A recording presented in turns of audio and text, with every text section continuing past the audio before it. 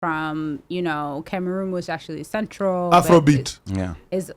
These are the countries that are included, right? Okay. The problem is, the reason why they're included has to do with the way that statistics are taken for populations and the way that we come into these countries. So we have different visas.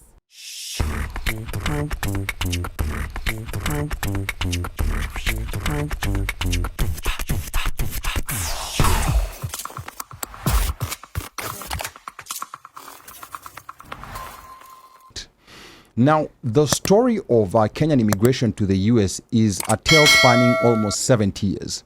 The first wave starting from the 50s through the 70s saw the famous airlifts bring the likes of Nobel laureate Wangari Maathai to study in the United States.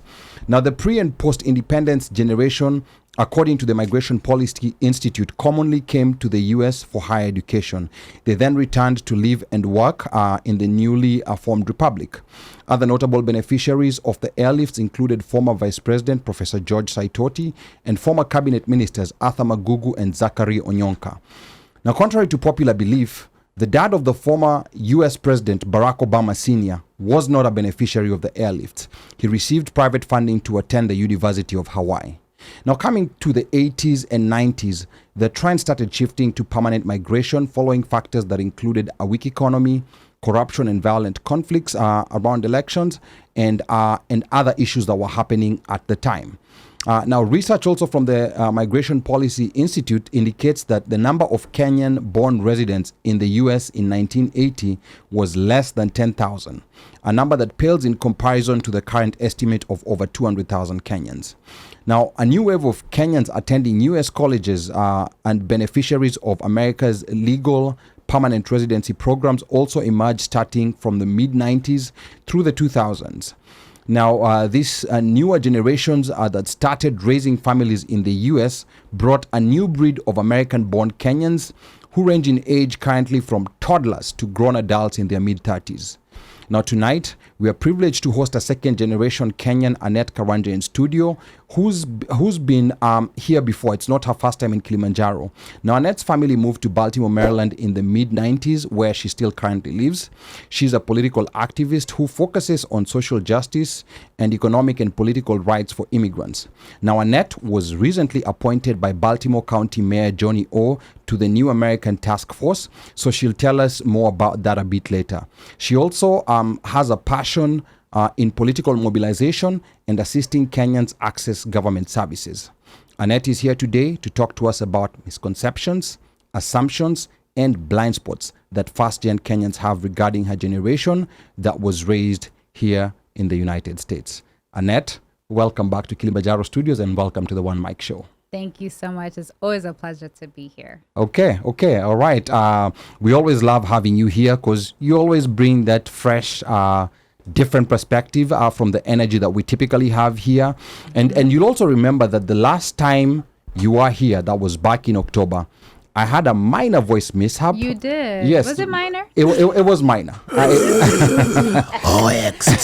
You were completely absent that day, but let's call it minor. Yes. It was a minor voice. Was he absent? It was a surprise. I was present, then I became absent. Sat here. Yeah. I mean, he just couldn't speak. I was present, and then I became absent all of a sudden. Support. What would you be doing that? Anyways, we forgive you. It's understandable. Okay. All right. Okay. And thank you so much for being a good sport, because sometimes these things happen and you have to deal with them when they happen. On the fly. Okay. All right. But what have you been up to since last October when you were here? The last time I was here, there was the eminent election that was happening in November. That was super important for me to just get individuals involved in the election process and get them to vote. I'm so excited to see, based off of the numbers, although we don't have specific for the Kenyan demographic, but I do know that specifically we have younger individuals who voted, whether it's because of the specific questions that were on there. Marijuana, for example, was a big one that was on there in Maryland, in the state of Maryland. I do know that there was a larger, younger demographic, and I mean people in their 20s and 18s to 20s who voted. I also know that there are regions who had some changes in their representation because an influx of individuals who are categorized as new Americans, which is a controversial term, but let's use it for the time being. Okay. And these are individuals who might be immigrant born and or second generations who might not have voted as consistently. Most of us vote for the presidential election, even American born for many generations.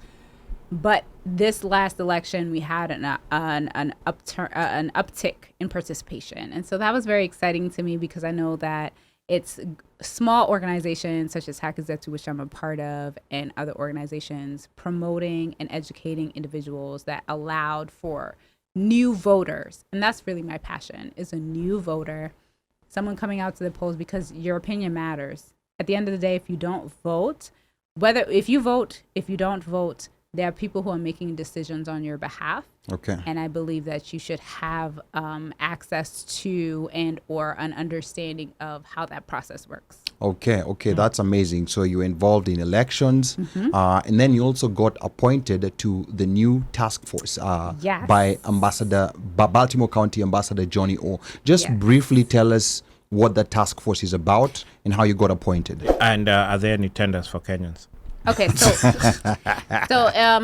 Baltimore County is in a unique position because they haven't had statistical information that helped us categorize the new American, which is people who are immigrant born and or came here because as an immigrant family, right? So these are also U.S. citizens who are here with parents who might be immigrant born.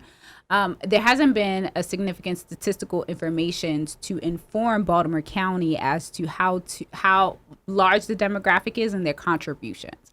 So a study went out very recently based on a specific grant that went out for an independent organization. And what they found out is that all of the growth that has happened in Baltimore County since the pandemic has been because of new Americans, which are individuals who are immigrant born. So that means that Baltimore County was able to survive the pandemic because of individuals who are immigrants.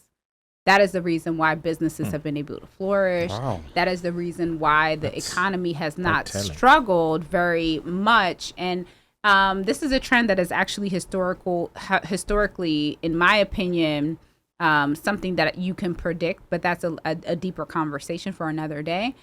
Because of that, a task force was created. Okay. This task force is meant to be representative of multiple cultures that are represented in Baltimore County. A lot of times the demographics there are going to be people who maybe lived in the city at one point in time and then they went to the county for different reasons as they have upward mobility. So there is some reflection there.